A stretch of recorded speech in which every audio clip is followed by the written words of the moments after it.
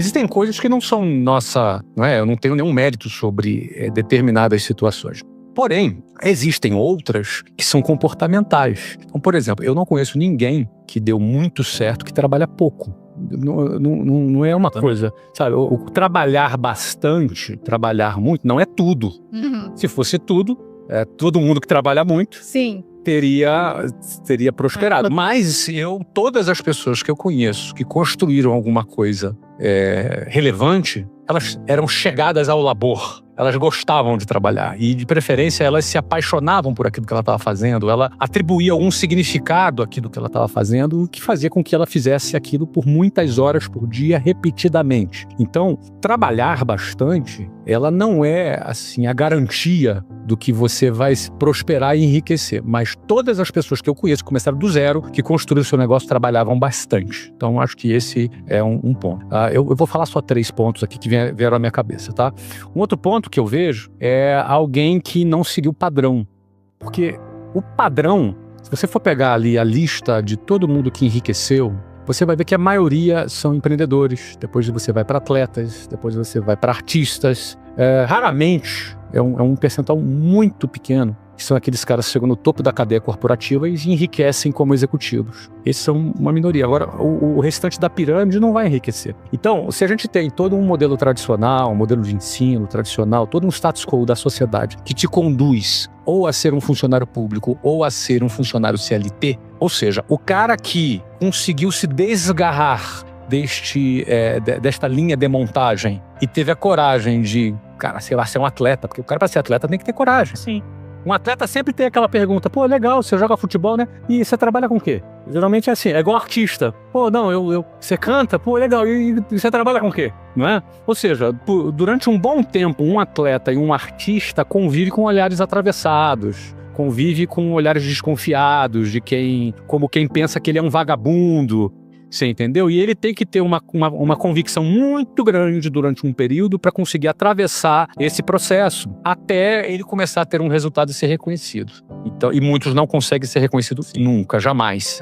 Então, assim, esse cara, ele tem que ser um cara um pouco rebelde, um pouco fora do padrão, um pouco saindo, sabe? Geralmente vai ser aquele cara que sofreu bullying na infância, sabe? Aquele cara que vai ser aquele cara que não era muito popular e de repente, ou era taxado como problemático, e de repente esse cara, por ser diferente, ele pega um caminho que vai levar ele à prosperidade, porque os caminhos que levam à prosperidade são, na maioria das vezes, estatisticamente, fora da linha de montagem natural da sociedade. Então, eu acho que essa característica do cara ser um pouco diferente, eu percebo nas pessoas que se deram muito bem, que cresceram, você vai ver alguma história ali desse cara, ou é de bullying, ou é de diferente, ou que foi expulso da escola, ou alguma coisa diferente. Não é? O muito certinho, o inteligentão muito certinho, geralmente vai trabalhar para o problemático. O muito inteligente, geralmente, trabalha para o mais corajoso. É verdade. E o mais corajoso é o fora do padrão, porque o padrão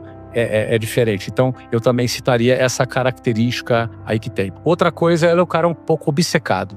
Ele é um pouco obcecado. Todo cara que deu certo, ele é um cara meio obcecado, entendeu? É uma palavra negativa, obcecado, parece uma coisa... pode não ser saudável em alguns momentos, não é? Mas ele é um cara que não tira as coisas facilmente da cabeça. Ele é meio obcecado com aquilo. Ele acorda pensando naquilo, ele dorme pensando... São características que me vieram à mente agora de pessoas que eu conheço que deram certo. Você percebe essas características em comum.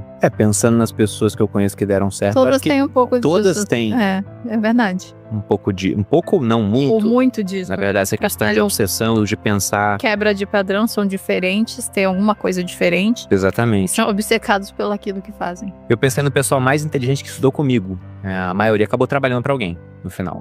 Porque é um lugar seguro, né? É mais seguro. Geralmente porque eles também são muito qualificados, então eles conseguem aquela vaga. O cara que não segue padrão, que não é tão qualificado, pode não conseguir, tem que dar o jeito de criar o caminho dele. Pra mim, quem faz muito dinheiro é o empreendedor. E o empreendedor, geralmente, tem que ter uma dose de loucura. Não tem como ser reto, assim, ó. Tem uma hora que você tem que fazer uma aposta, você tem que bancar, né? Falar, não, vem na minha que vai dar certo e vou apostar Isso. nisso daí. Não é só sua opinião isso aí. O Keynes, o economista John Maynard Keynes, ele falava isso, que à luz de todos os riscos, o empreendedor não deveria empreender. Então ele falava que por que o empreendedor empreende? Porque ele tem um certo espírito animal, entendeu? Uma hora ele fala, cara, é muito arriscado, mas eu vou fazer dar certo. E aí um monte de gente não dá certo. Aí tem um cara que E dá aí certo. quebra. É. Permita-se interromper um pouquinho, Perini. O que acontece? É verdade. Eu acho sim que empreender é muito arriscado. 80% das empresas que abrem quebram em menos de 10 anos, segundo o IBGE. Então, é estatisticamente comprovado que é arriscado. Mas, cara, eu acho que matematicamente é muito menos arriscado do que você projetar uma vida para depender do INSS que vai quebrar, que é uma pirâmide financeira. Na mediocridade. Você tá entendendo? Eu digo que ele não é arriscado, ele é certeza. Porque risco é aquilo que você não conhece, Eu né? troco a certeza do fracasso pela possibilidade do sucesso. Onde é que está o maior risco aqui? A certeza do fracasso está o maior risco. Então, é que a sensação de seguir a manada dá uma falsa sensação de segurança. Sim. Mas se você analisar friamente, arriscado era ficar andando de ônibus. Arriscado era você depender da sua aposentadoria num modelo que está fadado ao colapso, entendeu? O que você acha? Cara, animal, assim, essa reflexão de vocês é animal. Não. Na verdade, eu tô pegando o que eu... É muito engraçado, toda vez que eu venho no podcast de vocês, acho que eu venho com um certo... Dentro de mim, Tá com ódio aí. eu venho com algum tipo de... Eu preciso pôr alguma coisa pra fora.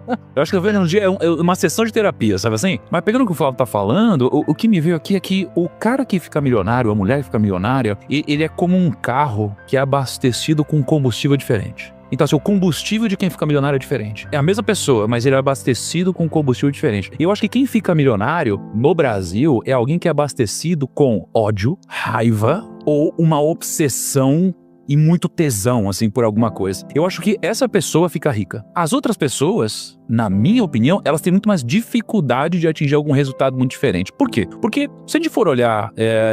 sob a ótica de uma pirâmide financeira no Brasil ou no mundo, você sempre vai ver que no topo da pirâmide você tem poucas pessoas muito ricas e você tem uma base da pirâmide com muita gente que não tem um grande patrimônio. O que a gente enxerga numa pirâmide dessa? A gente vê que a minoria vai chegar num grande resultado, mas a maioria pensa da mesma forma. Então, para essa pessoa ter um resultado diferente das outras, ela vai ter que fazer alguma coisa diferente das outras. E para ela fazer alguma coisa diferente das outras, ela vai ter que se fazer perguntas diferentes das outras. E ela vai ter que criar afirmações também diferentes das outras. Então, para mim, quem de alguma forma fica milionário é quem faz a segunda pergunta.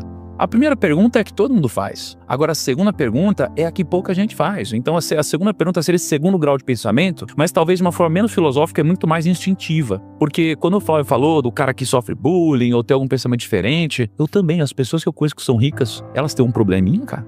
Elas têm alguma coisinha diferente. Ela se veste diferente, ela pensa diferente, ela fala diferente, ela tem trejeitos diferentes e ela tem uma visão não convencional do mundo. Quando a gente vai falar de modelo de negócio, a primeira coisa é fazer a pessoa questionar esse modelo industrial que ela aprendeu na escola, que desde pequeno alguém falava o que você quer ser, como crescer, depois perguntava o que você vai fazer na faculdade, e o cara entendeu aquele modelo de carreira até a aposentadoria e acabou a vida. Então, trabalhar pelo equity é diferente de trabalhar para pagar as contas do mês. E o empresário precisa internalizar esse conceito se ele quer ir mais longe, se ele quer construir riqueza. Do contrário, ele vai acabar sendo funcionário da própria empresa dele. E aí, quem sabe, seja melhor ser funcionário de alguém que é muito melhor. Tem muita gente na internet que fala o seguinte: ah não, só dá pra pensar em caixa, em equity, depois que eu resolvi minha vida através do caixa da minha empresa. Então tem muita gente que coloca desculpa porque não tô nem pensando em equity, preciso resolver a minha vida com a gorjeta que minha empresa me dá. Quanto mais em equity ele pensar, e muito mais ele trabalhar pelo equity, mais de gorjeta ele vai ganhar. Entendeu? Uma coisa não exclui a outra. Eu também acho. Mas você já ouviu, né? Muita gente fez. Claro que eu já ouvi. E, inclusive, Caio, eu adoro o dividendo, adoro o lucro, como eu já falei aqui. Sim. Mas quanto mais eu trabalhar pelo equity, mais a empresa vai ser lucrativa. Muita gente acha que é uma coisa ou outra. Não, não é uma coisa ou outra. E não é uma coisa só para quem já é grande, entendeu? É uma coisa para quem tá construindo alguma coisa. É mais ou menos o seguinte, um exemplo legal. Construir um prédio para alugar os apartamentos. O valor do aluguel é a gorjeta. Então, fiz lá 200 apartamentos e vou ganhar o aluguel. O aluguel geralmente é 0,4 a 0, se for residencial, 0,4 a 0,6 do valor do imóvel. Só que se tu pega o valor que tu investiu, mais o dinheiro do ganho de capital, da valorização do empreendimento que você construiu e vende aquele valor majorado, vou repetir, eu gastei, vamos supor, 100 milhões para construir um prédio. Talvez eu consiga alugar os apartamentos a 0,5 desse 100, que vai dar 50 milhões? Não, 5 milhões, desculpa. Vai dar 500. 500 mil? É isso mesmo? 500 mil. Faz a conta só pra ter certeza. Vai 500. Tem muito zero aqui, eu acho que é 500. É isso mesmo, é 500. Nossa, o 500, eu pensei que é 5 seria pior ainda o negócio. É mais gorjeta ainda. Eu pensei que a gorjeta era maior, entendeu, cara? Então você vê, o cara gastou 100 milhões pra ganhar 500 mil por mês, cara. E dos 500 mil vai pagar imposto pra caramba. E ainda tem um risco do cara não pagar. E aí depois tem que botar advogado pra cobrar. E aí o cara não sai, leva 2 anos pra você fazer a reintegração de posse. Aí gasta dinheiro com advogado, tudo pra ganhar uma gorjeta. Agora, você pode ter construído o mesmo prédio por 100 milhões. E aí você foi construindo. Aí daqui a pouco, quando ele tá pronto, ele vale 200 milhões. E aí você vende todos os apartamentos por 200 milhões. Aí paga os impostos, paga tudo, que sobe 180 milhões. 180 milhões aplicados na renda fixa, sem risco. 10% ao ano vai dar 18 milhões por ano. E 18 milhões por ano dá 1,5 milhão por mês. 3 vezes mais do que a gorjeta. 3 vezes mais. Mas enquanto você não vendeu, tá ganhando a gorjeta ali, né? E enquanto você não vende, você pode ir ganhando a gorjeta. Não tem problema ganhar a gorjeta. Sim. Mas o teu foco é o quê? É a criação de valor. Aí então, se o foco é vender, então eu vou pensar num projeto que vende mais. Eu vou pensar num projeto que dá mais valorização. Eu vou pensar num projeto que cria um branding, que cria uma percepção. Eu vou pensar na localização antes mesmo de comprar o terreno, porque eu já estou pensando na venda lá na frente. Eu não estou pensando na gorjeta, no aluguel. Eu estou pensando na venda. Então eu já crio um empreendimento que vai valorizar, que vai vender. Então eu não vou vender nem por 200, vou vender agora por 250, porque eu consegui construir valor. E aí eu pego aqueles 250 e aí desses 250, separo os 50 e pego os 200 e construo mais 2 prédios. E vai. Daqui a pouco eu estou construindo 10 prédios, 20 prédios. Assim nasceu Cirela, que é nosso cliente aqui. Assim nasceram as grandes construtoras que estão aí no mercado. Compra, vende, constrói outro, lança outro, gera valor, contrata a Panifarina para fazer o projeto, vamos fazer um prédio da Ferrari, um prédio criando branding para gerar mais valor e criar mais margem e construir mais equity. Ou seja, o empresário que pensa em equity é o construtor. O empresário que não pensa em equity, pensa só no lucro, só na gorjeta, ele é o síndico. Então, você tem empresário síndico e tem empresário construtor. Onde é que tem mais valor aí? É sendo construtor. Onde é que você constrói mais riqueza? Você imagina, você ganha 100 milhões em cada prédio e você faz 20 prédios, você fez 2 bilhões. Você não vai fazer 2 bilhões com gorjeta. Porque ambos trabalham muito. Tanto o síndico como o que você... Esse é um ponto importante. O modelo de negócio, ele faz com que você ganhe mais fazendo o mesmo esforço. Só mudando o ponto de vista. O mesmo esforço, dá o mesmo trabalho. Modelo ruim e modelo bom dá o mesmo trabalho. Aí tem as pessoas que estão em casa, estão ouvindo a gente e tá assim, o cérebro do cara já tá fritando. E deve ter pensado, como é que eu consigo fazer um raio-x para saber se meu modelo de negócio ele é bom? Porque tem gente que não sabe nem fazer avaliação. Se o modelo de negócio é bom ou não é bom. Quando você está olhando um negócio, quais são alguns indicadores que você olha? Obviamente, para entender qualquer tipo de negócio é importante entender contexto, entrar a fundo. Mas o que você olha? A primeira coisa, cara, que eu olho é o mercado endereçável. Entendeu? Ou seja, como assim o mercado endereçável? Vamos lá, vamos pegar aqui a área de educação, que é o que eu já trabalho há quase 30 anos, né? Empreendendo. Então vamos lá, vou fazer um curso de inglês.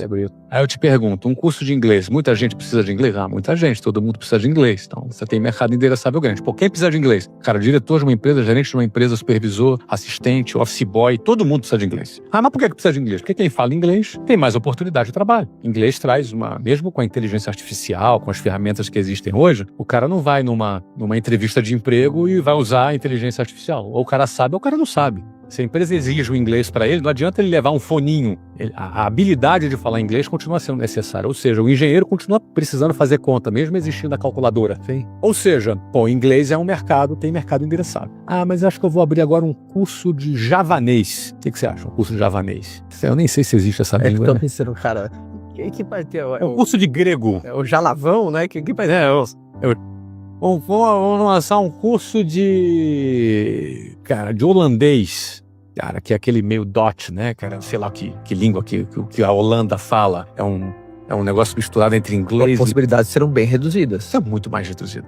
Um curso de vietnamita. Sim. Como é que fala o nome? Como é que fala essa língua? Vietnamês? Não sei como é que fala isso. O ponto é o seguinte, o mercado endereçável é bem menor. Então assim, primeiro mercado endereçável. Segundo, modelo tributário. O Brasil é um manicômio fiscal. Nem os tributaristas, eles sabem explicar direito, porque troca toda hora, são leis e mais leis e tal. Num modelo desse, você precisa se estruturar tributariamente para que você tenha um modelo tributário mais eficiente. Eu sou 100% a favor de você pagar 100%. Não sou a favor de sonegação fiscal. Sou 100% a favor de você pagar 100% dos seus impostos. Mas eu sou 100% a favor de você organizar o teu negócio de maneira que você se encaixe nas legislações que você tenha que pagar menos impostos.